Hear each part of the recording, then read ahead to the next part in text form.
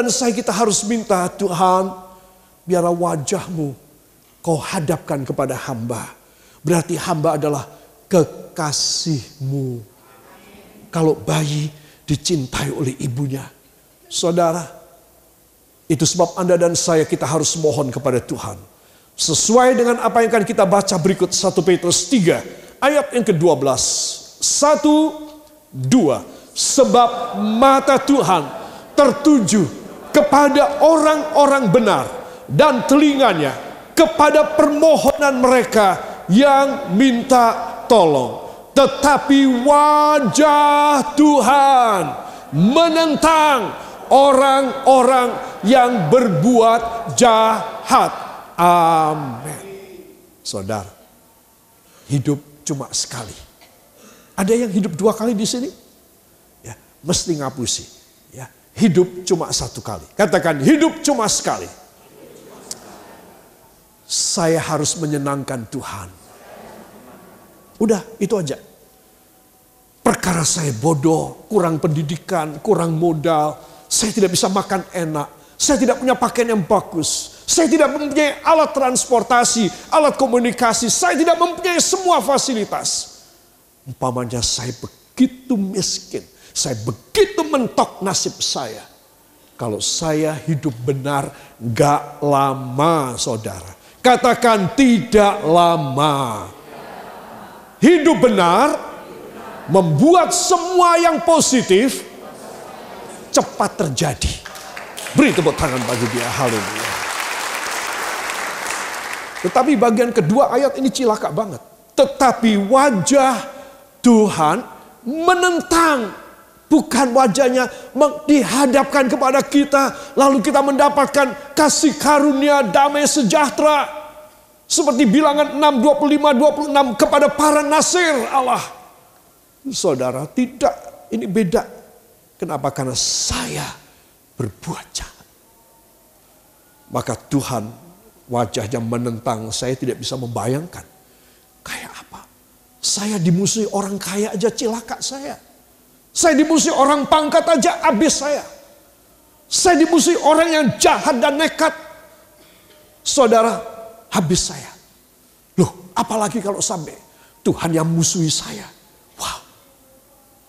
Bisa saudara bayangkan? Tidak bisa bayangkan. Makanya saya sering mendengar orang kalau susah itu kok susahnya aneh. Susahnya itu banget sekali.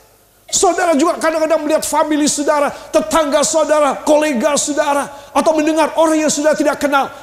Kok aneh ya, susahnya kok setengah mati bener, 3/4 mati. Ini penyebabnya. Saudara. Jadi saya dan saudara harus tahu kalau kita ingin lepas. Katakan, bila saya ingin lepas dari semua penderitaan, saya harus mengubah wajah Tuhan yang menentang saya menjadi wajah Tuhan yang menghadap saya dengan penuh kasih sayang. Amin. Kita bisa mengubahnya. Saudara bilang nasib saudara sudah ditentukan oleh orang tua saudara. Karena saudara kurang pendidikan, orang tua tidak atau mengabaikan hidup saudara. Tidak. Nasib saya, nasib saudara di tangan Tuhan. Saya dan saudara berjuang segenap hati kita. Niscaya semuanya luar biasa. Tadi pagi saya tiba-tiba aja teringat. Saya tidak punya pretensi dan tendensi apapun, tidak. Saya cerita tentang ketika saya masih muda, masih remaja. Saya mulai kuliah di Surabaya. Saya tinggal dengan, saya punya oma dan saya punya om. Seorang penginjil. Dan saya dapat satu kamar kecil. Dan saya kuliah, itu saya tidak punya pikiran mau jadi pendeta loh, saudara. Ya. Saya ingin menggapai cita-cita saya. Saya kuliah, saya benar kuliah. Saudara, tetapi Tuhan memanggil saya. Saya mau cerita, tadi pagi saya sudah cerita. Ketika saya kuliah itu, saudara, saya tahu bahwa nasib saya itu tergantung pada belas kasih Tuhan. Jadi saya setiap hari berdoa secara teratur di hadapan Tuhan. Ya, saudara, di kamar saya cuma ada satu kursi, dudukannya dari anyaman rotan, kursi kayu, dan dudukannya dari anyaman rotan, dan saya berdoa di situ. Saya pakai untuk meletakkan siku saya dan saya berdoa di sana. Saudara, itu anyaman rotan sampai jebol 2 lubang kena sikut saya. Dan saya hanya berlutut di lantai, tidak pakai busa. Cuma tegel dari semen. Kotak-kotak dari semen itu tegel zaman dulu. Saudara, saya berdoa. Lutut saya sampai kapan. Sikut saya, siku saya sampai hitam. Ngapal. Kursi saya sampai jebol. Saudara, saya tidak punya keinginan jadi hamba Tuhan. Tapi saya meminta belas kasihan Tuhan. Saudara, saya berseru kepada Dia. Dan saya tahu apa yang saya tabur akan saya tuai. Jadi saudara harus tahu, saya kasih tahu anak-anak saya masih remaja dan muda tadi pagi. Kalau kalian ingin mengubah nasib kalian, sekarang.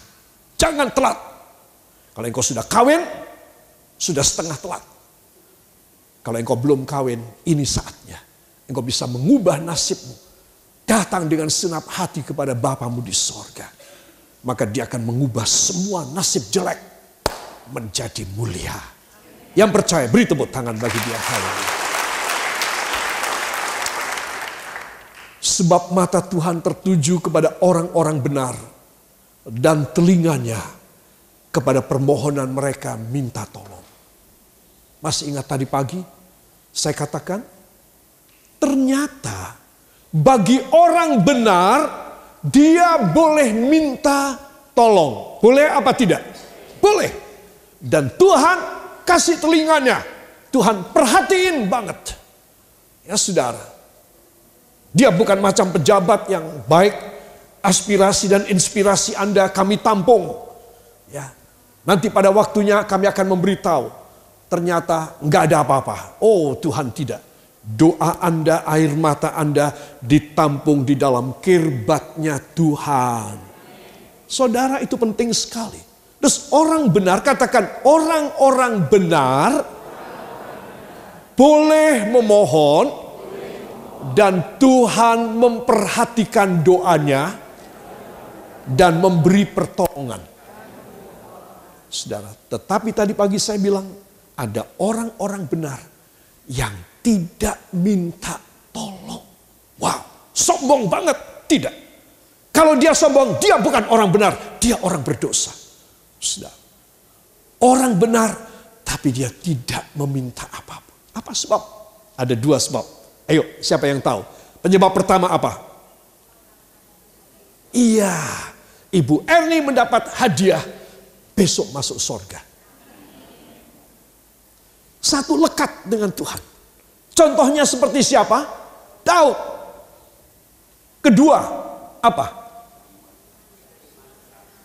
Percaya 100% kepada janji Allah. Amin. Saudara, itu 2 unsur yang membuat orang-orang benar menurut ayat ini ya, tidak perlu berteriak minta tolong.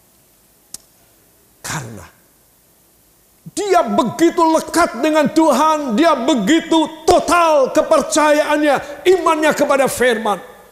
Sampai sebelum orang benar ini menghadapi musibah, kecelakaan, penyakit, kehancuran, dan segala macam pekerjaan iblis, orang-orang jahat, sebelum itu semua yang negatif terjadi, Tuhan sudah turun tangan lebih dahulu. Jadi dia tidak perlu berdoa. Dia tidak perlu minta kepada Tuhan. Kenapa? Karena Tuhan sudah menjaga dan mencukupi dia luar biasa.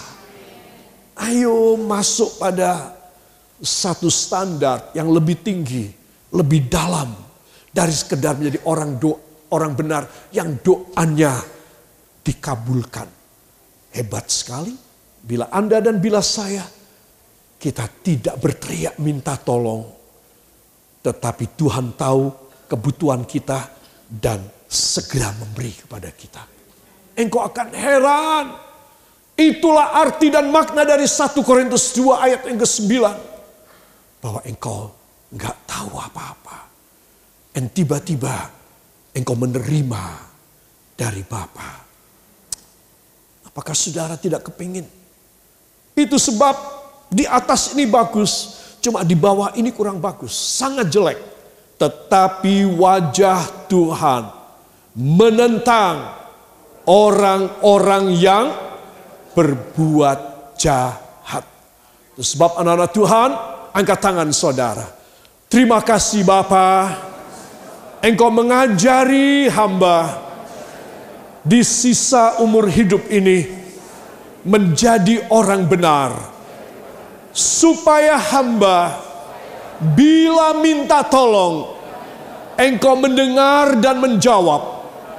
Supaya hamba pada suatu momen, pada suatu waktu, tidak perlu minta tolong. Karena engkau otomatis menolong kepada hamba. Sebelum malapetaka, mara bahaya, kebutuhan datang kepada hamba. Ucapkan terima kasih kepadanya. Terima kasih Bapa, kami percaya ada orang-orang benar yang minta pertolongan-Mu. Tetapi juga ada orang-orang benar yang tidak minta pertolongan. Entah engkau memberi pertolongan secara ajaib. Hanya di dalam nama Tuhan Yesus Kristus, Juru Selamat dan Penebus kami. Dan kita yang percaya mengaminkan. Amin. Haleluya. Para kekasih, itulah yang tadi pagi saya sampaikan, ya saudara. Saya mau lanjutkan yang tadi pagi saya tidak sampaikan pada Anda. Wajah Tuhan menentang orang yang berbuat jahat. Kita bertanya, kejahatan apa? Kok wajah Tuhan menentang kepada saya? Saya bikin kejahatan apa? Ayo kita lihat. Ya, yang pertama adalah kejahatan yang paling lumrah. Orang pendidikan, orang buta huruf, orang kaya, orang miskin. Semua bikin. Saudara, apakah itu? Kejahatan pertama dari anak Tuhan adalah beraja di hati. Katakan, beraja di hati. Saudara, kata beraja di hati ini adalah satu idioms. Artinya hati kita ini kayak raja. Kita ini menguasai semuanya. Kita ingin nomor satu aku. Kita sangat egois, arogan, dan kita sangat selfish. Pokoknya aku. Aku ini raja di sini, di rumah ini. Aku yang cari duit.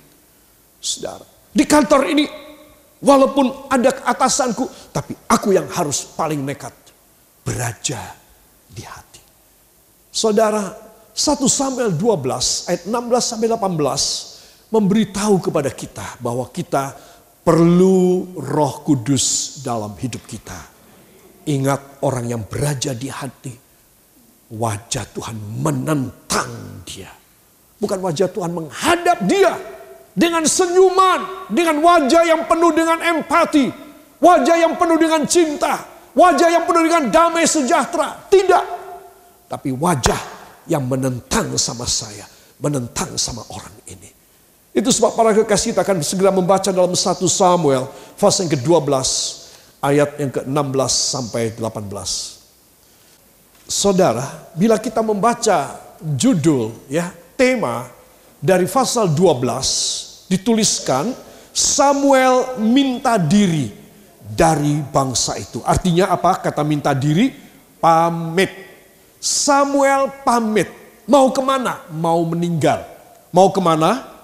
Mau meninggal. Makanya Tuhan bilang, Samuel, kamu bikin pidato perpisahan.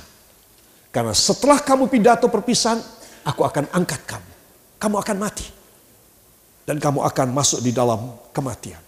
Itu sebab Samuel dia membuat satu kata-kata perpisahan. Ya, ayat 16 sampai dengan ayat yang ke-18. 1, 2. Sekarang tinggallah berdiri dan lihatlah perkara yang besar yang akan dilakukan Tuhan di depan matamu ini. Bukankah sekarang musim menuai gandum? Aku akan berseru kepada Tuhan supaya ia memberikan guruh dan hujan.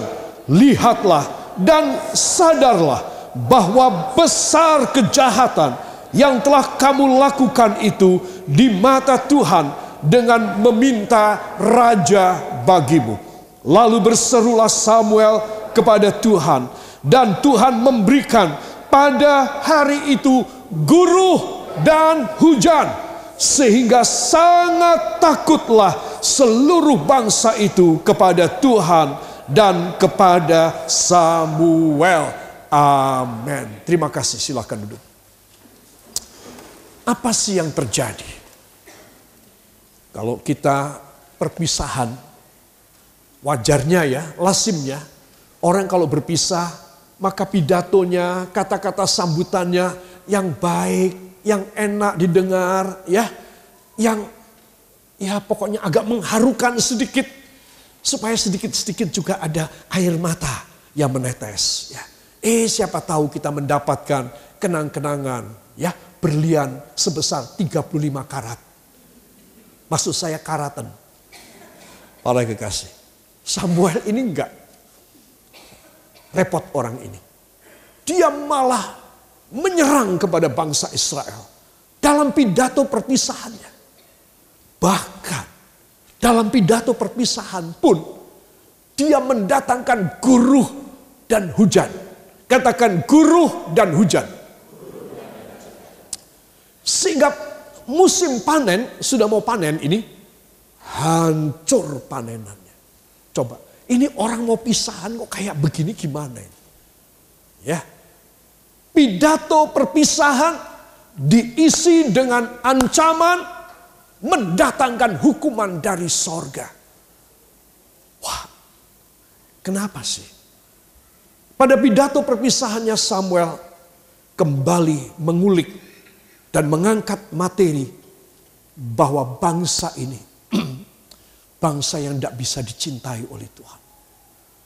Tuhan sudah memberikan para nabi, para hakim untuk memimpin bangsa ini. Salah satu hakim adalah Samuel. Tetapi mereka berkata, kami malu di mana taruh muka kami. Kami taruh wajah kami di mana? Coba. Hebat ya wajah mereka. Ya. Kami mau taruh wajah kami di mana terhadap bangsa-bangsa yang lain. Karena kami tidak punya raja. Hei Israel, kamu orang Israel ya? Ketemu di pasar ini. Ketemu di perjalanan. Kamu orang Israel ya? Iya, kami orang Israel. Ibu kota kami Yerusalem. Ya. Rajanya siapa? Cep. Dingkluk. Gede. Apa sebab tidak bisa menyebut nama rajanya? Jadi mereka merasa tidak ada gengsi sama sekali. Dan itu sebabnya mereka beramai-ramai datang kepada kepada Samuel. Dan mereka minta, Bapak tolong beri kami raja. Permintaanmu, ucapanmu tidak baik loh. Tuhan mendengar bahwa kamu minta raja. Dialah raja kita. Dan kamu minta raja. Ya sebab kami malu, kami tidak bisa taruh wajah kami di mana. Karena kami tidak punya raja. Saudara, Samuel berdoa kepada Tuhan. Tuhan bilang, oke, tak kasih. Tetapi katakan kepada bangsa ini, aku memberi dengan ancaman. Karena kalian yang minta raja, aku kasih raja dengan ancaman. Bahwa kalian akan diperas oleh raja kalian. Kalian harus membayar pajak yang besar. Kalian harus merelakan kalau anak perempuan kalian diambil menjadi selirnya. Kalian harus merelakan tanah dan hewan kalian untuk dimakan dan menjadi harta milik daripada raja. Raja akan bertindak sewenang-wenang terhadap rakyat. Kalau mereka mau, tak kasih. Saudara, mereka mau. Mereka mau. Asal punya raja. Saudara yang kekasih, singkat cerita, Tuhan mengangkat Saul menjadi raja pertama Israel. Saudara, Samuel mendampingi Saul.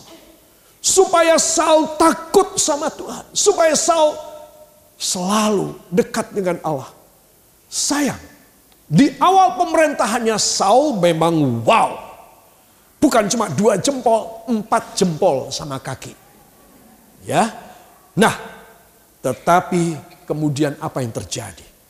Dia mulai tidak setia lagi kepada Tuhan. Para kekasih, permintaan bangsa Israel tentang seorang raja, saya ungkapkan dengan kata beraja di hati. Kita bisa tidak beraja di hati. Kita bisa menjadi seorang umat Tuhan, seorang anak Tuhan yang ngawulo belas kasih Tuhan, dipelihara, dilimpahi, diberikan anugerah. Amin. Bisa ngapain? Kok saya milih mau beraja di hati saya? Saudara, hati-hati sekali para kekasih. Ini kejahatan nomor 1 dari anak-anak Tuhan. Dia ingin memerintah. Dia ingin istimewa dan hebat. Kalau perlu, mengabaikan Tuhan. Asal aku punya raja. Siapa rajanya? Ya aku. Saudara. Itu sebab para kekasih perhatikan. Ini dosa besar di mata Tuhan. Sampai Tuhan marah. Sekarang dalam pidato perpisahannya, Samuel menjadi representasi dan wakil Allah. Apa kata Samuel? Tuhan memang kasih raja sama kalian. Dan kalian beraja di hati dengan rajamu. Tetapi sekarang lihatlah. Bukankah ini musim panen? Aku akan berdoa kepada Tuhan. Untuk menurunkan guntur, guruh, dan hujan. Dan bikin habis kamu punya panenan. Begitu dia selesai bicara, Nabi Samuel selesai bicara, langsung hujan dan guntur, sabung menyabung, kilat sabung menyabung. Dan habis, hancur, rusak semua panenan mereka. Mereka datang kepada Samuel menangis. Samuel berkata kepada Tuhan, Tuhan, aku sudah memberi pelajaran pada mereka. Tuhan bilang, baik, aku ampuni. Karena memang mereka menyakiti hatiku. Hampir 40 tahun Tuhan menahan sakit hati terhadap umat Israel. Di akhir 40 tahun Saul turun nanti oleh Daud. Saudara perhatikan. Ketika saya dan Anda beraja di hati. Satu kesombongan dalam hati kita. Yang kita tutupi dan kita selubungi dengan sangat baik. Dan kita berkamuflase. Saudara, Tuhan itu tidak melihat wajah kita, luar kita.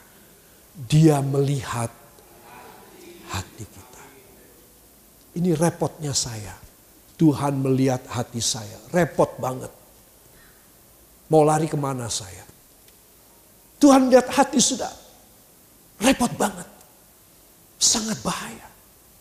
Itu sebab hal yang paling masuk akal untuk kita terhindar dari murka dan amarah Tuhan adalah hati kita harus selalu bersih, menjadi orang benar. Kalau orang benar berseru kepadanya, didengar. Sampai pada satu momentum, engkau tidak perlu lagi minta kepadanya. Karena tanpa meminta, dia memberi kepadamu. Luar biasa. Hidup ini hanya sekali. Dan kemungkinan tidak lama. Kalau sisa yang sebentar, kita harus lebih menghargai daripada sisa yang panjang. Saudara, kita semua harus punya pikiran, tahun ini aku lebih tua. Aku semakin dekat dengan kematian. Itu sebab sebelum itu semua terjadi dan menghampiri hidupku, aku harus membuang sifat beraja di hati. Aku tidak boleh mengambil keputusan sendiri. Aku tidak boleh mengutamakan diriku sendiri atau keluargaku sendiri. Keluarga lain terserah. Saudara, kalau saya memikirkan saudara jemaat ini, saudara, ataupun orang-orang yang saya tidak kenal, tetapi yang sering minta bantuan doa, yang sering meminta dan memohon. Saudara, kalau saya mendapat permintaannya sekali lagi, saudara minta doa, saudara, hati saya terenyuh. Saya merasa tugas saya belum selesai. Saya masih harus datang ke hadirat Tuhan sampai Dia menjawab doa kita. Sampai Dia memberi yang terbaik dalam hidup saudara. Kalau saudara masih mengganjal tentang sesuatu doa yang mustahil, yang sekian tahun, sekian belas tahun belum dan tak kunjung terjawab, malam ini saya tegaskan kepada saudara, ada Dia yang mau menghadapkan wajahnya kepada saudara. Engkau seperti bayi yang nangis, seperti anak kecil yang ketakutan. Dia akan datang dan mendekap engkau, sangat dekat dengan engkau. Saudara mau sekarang tundukkan kepala, datang kepadanya. Katakan, Tuhan, hamba mengerti bahwa hamba tidak boleh beraja di hati. Hamba mengerti bahwa hamba harus menjadi anak-Mu yang Kau hadapkan wajah-Mu kepada hamba. Beda dengan orang jahat. Engkau menentang, wajah-Mu menentang mereka. Tetapi kepada hamba wajah-Mu penuh dengan damai sejahtera. Wajah-Mu penuh dengan kasih karunia. Haleluya. Hamba telah menyampaikan apa menjadi isi hati-Mu Bapa. Jangan ada seorang pun yang tidak jelas. Jangan ada seorang pun yang tidak mengerti. Jangan ada seorang pun yang kelewatan. Semuanya boleh menyadari arti hidupnya. Siapa mau demikian bangkit berdiri? Angkat tangan kanan saudara ke sorga. Jamah tahta hadiratnya. Taruh tangan kiri pada jantung saudara. Biar Dia menjamah jantung saudara lebih dahulu. Dan menyembuhkan penyakit-penyakit yang lain. Memulihkan ekonomi keuangan saudara. Memberikan damai sejahtera dan bahagia dalam rumah tangga saudara. Memberikan keberhasilan pada anak-anakku yang muda dan remaja. Biarlah Tuhan meneguhkan saudara untuk menerima anugerahnya yang luar biasa. Haleluya. Serahkan hidupmu menjadi nasir, hamba kepada Tuhan. Maka engkau terkoneksi dengan berkat Tuhan yang luar biasa. Engkau tidak akan mengalami panen yang dihancurkan, tapi panen yang luar biasa dalam hidupmu. Haleluya.